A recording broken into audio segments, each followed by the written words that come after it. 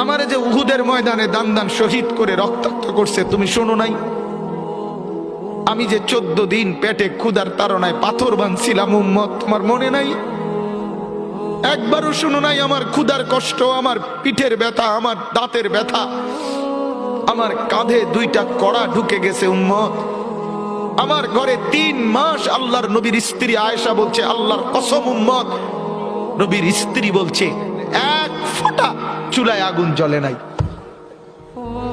নওজোয়ান আপনারা বলেন বাপ, আজকে যাদের 1 বছর 6 মাস 2 বছর কোনদিন ফজরের নামাজ পড়েন না, দিনের পর দিন রাতের পর রাত যায়, এভাবেই 6 মাস, এভাবেই 1 বছর, এভাবেই 2 বছর, আপনি জানেনও না ফজরের ওয়াক্ত হয় কখন, ফজরের জামাত হয় কখন।